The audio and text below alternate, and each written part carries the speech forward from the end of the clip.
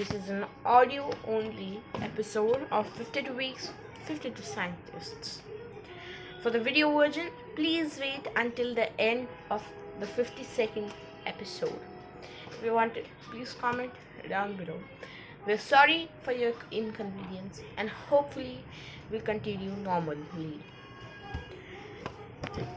Ibn al-Haytham, Hassan ibn al-Haytham or al-Hazan, whose full name was Abu Ali al-Hassan ibn al-Hassan ibn al-Haytham, who was a Muslim Arab mathematician, astronomer, and a physicist. He was referred to as the father of modern optics, who has made significant contributions to optics and visual perception. So, if you have studied basic science, you know the fact that when you see, there's an object, and when light goes on that object and reflects, the eye takes that reflection and interprets that reflection as the vision of that object. And this is the thing he worked on. His most influential book is titled the Kitab al-Manazir, the Book of Optics, which was written during the 1011 to 1021. He also wrote on philosophy, theology, and medicine. He was born in the year 965 in Basra in the Bujid Emirate, which is 354 Al-Hijri. He died somewhere around 1040 or 430 Hijri, aged around 75 in Cairo. Now the city of Cairo in Egypt, then Hira in the Fatimid Caliphate. Alright, so let's just get into what he was. His religion was Islam and he was a Sunni Ash'ari. He was known for the Book of Optics, doubts concerning Ptolemy Al-Hassan's problem, analysis, catoptrics, horopter, the intermission theory of visual perception, moon illusion, experimental science, scientific methodology, and animal psychology. Influenced by Aristotle, Euclid, Ptolemy. Aristotle and Ptolemy have been covered. Ghalin, Banu Musa, Thabit ibn Khurra, Al-Khinni, Ibn Sahel, Abu Sahel al-Qul. He influenced Omar Khayyam, Taqiyuddin Muhammad ibn Maruf, Kamaluddin Farisi, Averroes, Al-Khazini, John Peckham, Taylor, Roger Bacon, and Johannes Kepler. Some of these are our future episodes, so keep subscribed. Ibn al-Haytham was the first to explain that vision occurs when light reflects from an object and then passes to one's eyes. So basically, there is a piece of paper, let's say. So the piece of paper has light coming on it, and when it reflects, your brain interprets the light that is reflected and forms a shape, and according to the spectrum of the color that the light comes to you, forms a rough color and shows you what it is, right? And he was also first to demonstrate that vision occurs in the brain rather than in the eyes. So eyes work basically as in a computer, when you have to maybe code work through a few lines of codes. So what you do is you enter some code through the keyboard, but the real coding happens in the CPU, where it interprets the code, it runs the code and gives you the result in a way you can understand. So that is exactly how our eyes work. Now, building upon a naturalistic empirical method pioneered by Aristotle, who is known as Ibn al-Arastu, Ibn al-Haytham was an early proponent of something. A hypothesis must be supported by experiments based on conformable procedures or mathematical evidence. An early pioneer to the scientific method, which was around 500 years before Renaissance scientists. We will talk about them. He was born in Basra. He spent most of his productive period in the Fatimid capital of Cairo, and he earned his living writing treatises, and also he tutored a lot of nobilities. Ibn al-Haytham is sometimes given the name al-Basri after his birthplace, or al-Misri, which means Egyptian. Al-Haytham was dubbed the second Ptolemy by Abul Hassan Bayhaqi and the physicist by John Peckham. He paved the way for what you know as physical optics today.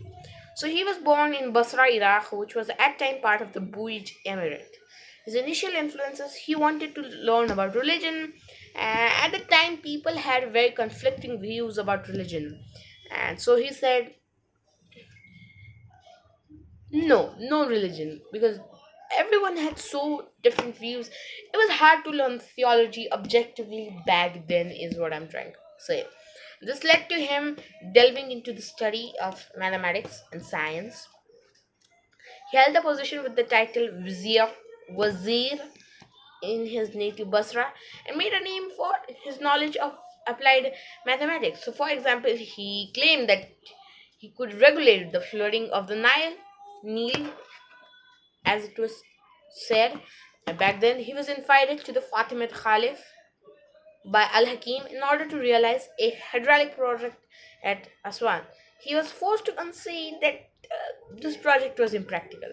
When he returned to Cairo, he was given an administrative post. He was unable to fulfill that task. He contracted the ire of the Caliph Al Hakm bil Amrullah, and so he had to hide because that he was like, you did two wrong things. Legend has it that Al Hayyam find madness and was kept under house arrest. He wrote the book of optics there. Find madness and wrote a book. What a legend. He lived to live in Cairo, in the neighborhood of the famous University of Al Azhar, and lived from the proceeds of his works until he died at around 1040. A copy of Apollonius's Conics, written in Ibn al Hayyam's own handwriting, exists in Ayah Sofa. Among his students were Sohrab, a Persian from Sinan, and Abu al-Wafa Mubashir ibn Fatih, an Egyptian prince. Okay, what is the book of Octave, optics, you ask? So, well, it's his most famous work, which is a seven-volume treatise, which was written over a period of 10 years. It was translated into Latin by some unknown but really kind stranger at the end of the 12th century or around the beginning of the 13th century. It was printed by Fred Risner in 1972 with the title Optica Thesaurus Al-Hazani Arabis Libri Septem Nunc Primum Editi Suem Liber de Crepusculis et Nubium Asenobis. Treasury of Optics, 7 books by the Arab Al-Hazan, first edition by the same, On the Twilight and the Height of the Clouds. Risner is also the author, the person who said Al-Hazan, because before Rizna, he was Al Hassan, not Z. This work enjoyed big reputation during the Middle Ages, and his works were, discovered in the Bibliothèque Nationale, sorry for the French pronunciation, in Paris in 1834 by E.S.L. Law. In all, A. Mark Smith has accounted for 18 full or near complete manuscripts, 5 fragments, which are all preserved in full English, including one in the Bodleian Library at Oxford. Hey, British people!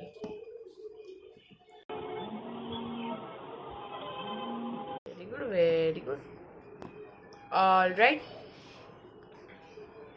And one of the copies is in the Library of Bruges.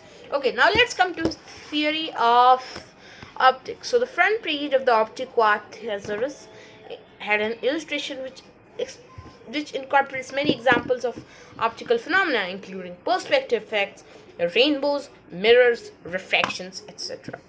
There were two theories on vision which prevailed in classical antiquity. So the first was the emission theory, which Euclid and Ptolemy believed, which was like they believed that eyes emitted rays. The other was the intromission theory, which Aristotle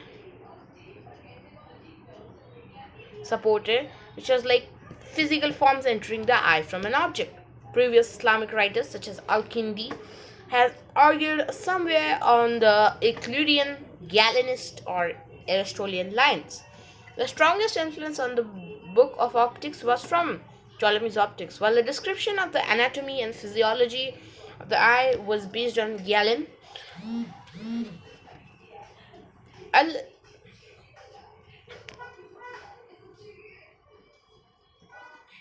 Al-Hayyam's achievement was to come up with a theory that combined parts of the mathematical ray arguments, the medical tradition of Galen, and the intermission theory of Aristotle. See, Alhazen's or Al-Hayyam's intermission theory followed Al-Kindi and broke with Aristotle in asserting that from each point of every colored body illuminated by any light, issue light and color along every straight line that can be drawn from that point. Now, however, this left him with the problem of explaining how a coherent thing, a coherent image was formed. Like I would see, I have a monitor in front of me, a monitor of a PC, and if his theory was just this, I would just be seeing lines of gray and black, and that's not true. I can visualize and manifest all of this in like a three-dimensional form. So how? So he needed was for each point to an object to correspond only one point on the eye.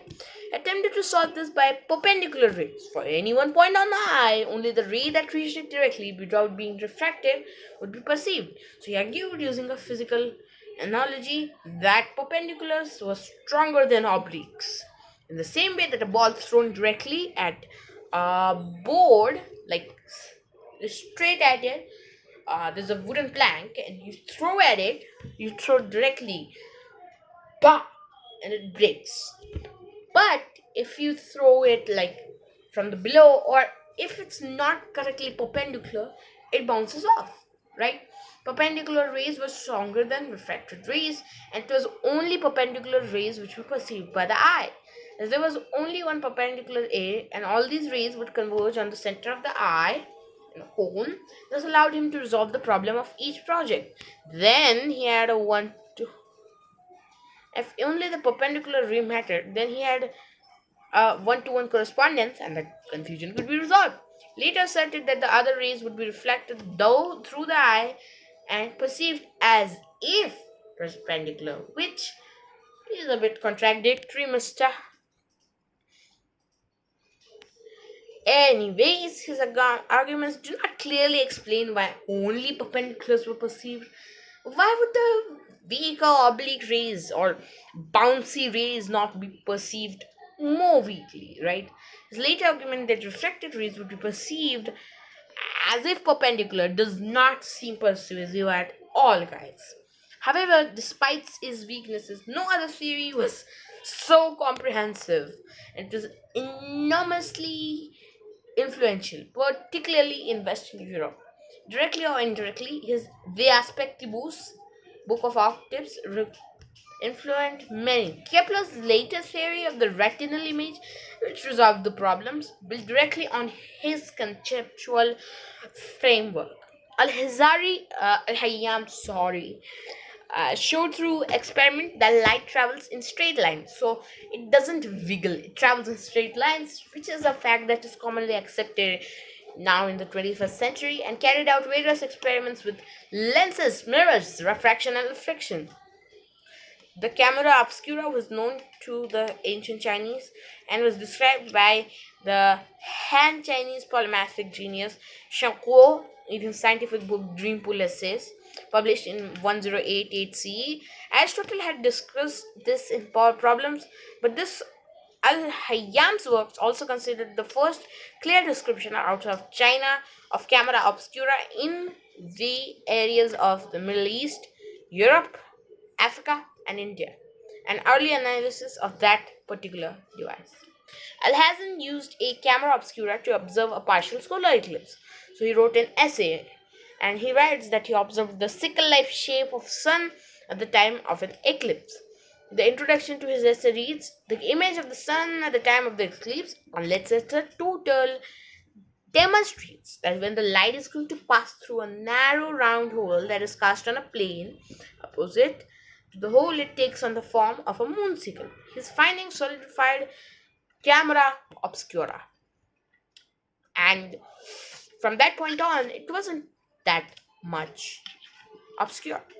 Al-Hayyam studied the process of sight, however eye structures, image formation in the eye, a lot of things and the visual system. I.M.P. Howard argued in a fairly recent 1996 article in the magazine Perception, and he said that Alhazen should be credited with many discoveries and theories previously attributed to Western Europeans, writing centuries later.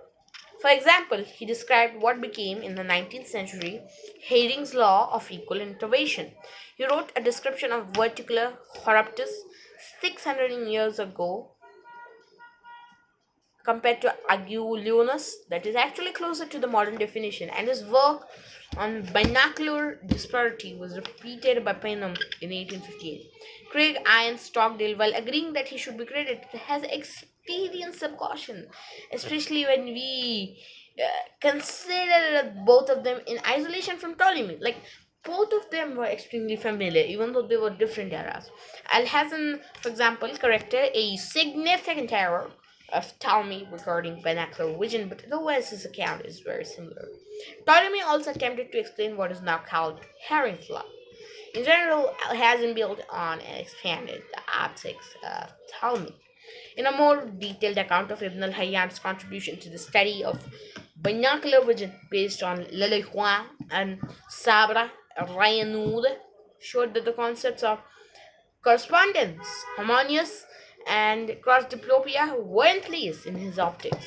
But contrary to Howard, he explained why he did not give the circular figure of the raptor, and why, by reasoning experimentally, he was in fact closer to the discovery of Panem's fusional area than that of the Muller's circle. In the regard, Ibn al-Hayyam's theory of binocular vision faced two limits. So, for example, we didn't know what the heck the retina meant. Like, we knew very less, unlike Johannes Kepler, who knew a lot, right? And another thing is, he did not have an experimental investigation of ocular tracts as well. Al Haddon's his most original contribution was after describing how he thought the eye was anatomic, he went on to consider how this anatomy would behave functionally as something that could see. His understanding of a pinhole projection from his experiments appears to have influenced his consideration of image inversion in the eye, which wanted a while. He mentioned that the rays that fell perpendicularly on the lens are glacial humor. Why does that crack me up? Anyways, as he called it, were further refracted outward as they left the glacial humor, and the resulting image thus passed upright into the optic nerve at the back of the eye. So he followed Galen's. A lens was receptive, he believed, although some of his works hint that he thought this retina thing might be involved. But again, nobody knew what the heck retina meant. Okay, but you say, Saad, talk about the scientific method. Well, he was, you could say, a proponent of the scientific method, and he should be. Scientific method is, I believe in scientific method supremacy, guys. Just kidding.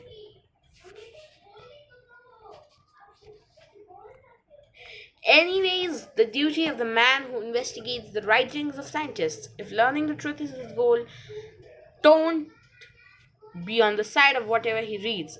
He says, attack whatever you read. He should also suspect himself as he performs his critical examination so that he may avoid falling into prejudice. Oh yeah, or being lenient. So you need to be strict and you need to be critical when thinking of science. An aspect associated with his result was why he relied so much on etibar or experimentation and controlled testing.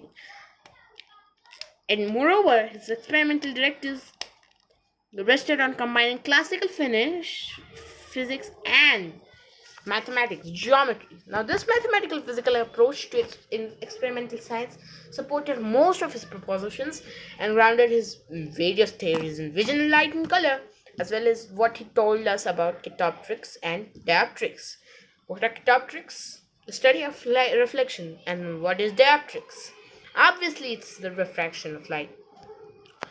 According to Matthias Schramm, Matthias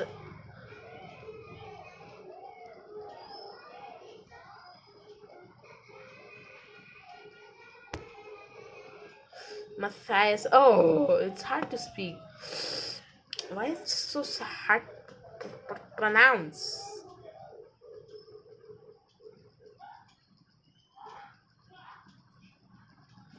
Okay, I'm gonna try saying that once again, just for good measure.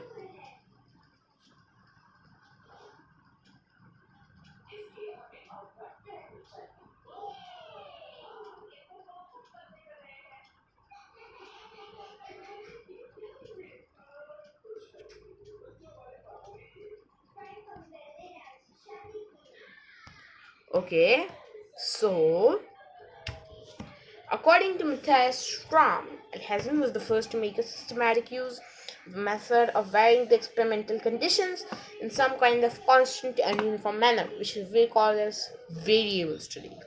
Now, in this experiment, showing that the intensity of the light spot formed by the projection of the moonlight through two small apertures onto a screen diminishes constantly as one of the apertures is gradually blocked out.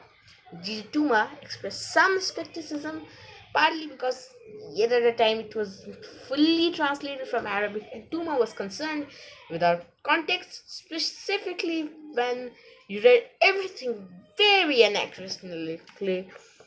He said to Umar that he should not be considered in isolation from other thinkers. He said that, yeah, anachronism is a problem.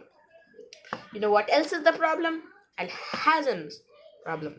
His work on catoptrics in book 5 of the Book of Arctics considered a discussion of what we now know as Al-Hazm's problem. So you draw lines. If you want to do this, you can do it at home. Take a white sheet of paper, draw lines from 2 points in the plane of a circle, meeting at the point on the circumference and making equal angles with the normal at that point. This is the equivalent to finding the point on the edge of a circular billiard table, at which player must aim. There's a cue ball, and so you have to make it bounce off the table edge and hit another ball at a second given point. So here the main application in optics is, given there is a light source and there is a spherical mirror, find a point on the mirror where the light will be reflected to the eye of an observer. So if you do this, you know that this would lead to an equation of the fourth degree. This eventually led Alhazen to derive a formula for the sum of fourth powers, which I want to say they are cuboids. Please let me say they are cuboids. Where previously only the formulas for the sums of squares and cubes had been stated, please let me say that's a cuboid. Please. His method can be readily generalized to find the formula for the sum of any integral powers, although he did not himself do this. He used this result on the sums of integral powers to perform what he now called an integration. Right, where the formulas of the sums of integral squares and fourth powers, now I will call them cuboids, allowed him to calculate the volume of a paraboloid. He eventually solved the problem using conic sections and a geometric proof. Guys, quick disclaimer is I learn all these things for the episode, and I actually don't know a lot of stuff of this, and I just write it down whenever I come upon them. So yeah, these people are great. Don't try to think, wow, he studies so much or he has no much. Anyways, his solution was extremely long and complicated, and anybody reading the Latin translation could not make nail on tooth of what the hell was going on. Later mathematicians used Descartes' sorry for the pronunciation analytical methods to analyze the problem. An algebraic solution to the problem was found in 1965 by Jackson M. Elkin, who was an actuarian. Other solutions were discovered in 1989 by Harold Reid, in 1997 by the Oxford mathematician Peter M. Newman. A couple of years ago, Mitsubishi Electric Research Laboratories researchers solved the extension of this to generate general rotationally symmetric quadratic mirrors, hyperbolas, parabolas, and ellipses. Anyways, his Kitab al Manzir describes many other things. Sudanese psychologists said that he should be considered the founder of experimental psychology. He worked with optical illusions, psychophysics, a subdiscipline and precursor to modern psychology. Yeah, anyways, that's debatable. Alhazen offered an explanation to the moon illusion, an illusion that played an important role of medieval Europe's scientific tradition. He wrote a lot on other physics, astronomy, and mathematical work. His legacy. He made significant contribution. This book was known in the Muslim world not mainly through the 13th century commentary. It was popular outside of there. He influenced Roger Bacon, Robert Grosseteste, Vitello, Giambattista della Porta, Leonardo da Vinci, Galileo Galilei, Christian Huygens, Rene Descartes, and Johanna Kepler's. The impact crater Alhazen on the moon is named in his honor, as was the asteroid. In honor of Alhazen, the Aga Khan University in Pakistan named its ophthalmology endowed chair as the Ibn al-Hayyam Associate Professor and Chief of Ophthalmology. Al-Hazan, by the name Ibn al-Hayyam, is featured on the obverse of the Iraqi 10,000 dinar banknote and on the 10 dinar notes from 1982. The 2015 International Year of Light celebrated the 1000th anniversary of Ibn al-Hayyam's fifth one. Some commemorations and some pop culture references for you guys. In 2014, the Hiding in the Light episode of Cosmos, a Space-Time Odyssey, presented by Black Science Guy or Neil deGrasse Tyson, future focused on his achievements. He was voiced by Alfred Molina in the episode. Over 40 years previously, Jacob Bronowski presented his work in Ascent of Man. In episode 5, Bronowski remarked in his view that he was the really original scientific mind that Arab culture produced. H.G. Winter says that there was no great physicist after the death of Archimedes until him. UNESCO declared the International Year of Light for him, and there was a film about him. So yeah, so that is Ibn al-Hayyam. This was a long video and an audio only one. Sorry again. Meet you in the next one. Stay safe, take steam, do whatever, chill, have fun. Bye bye.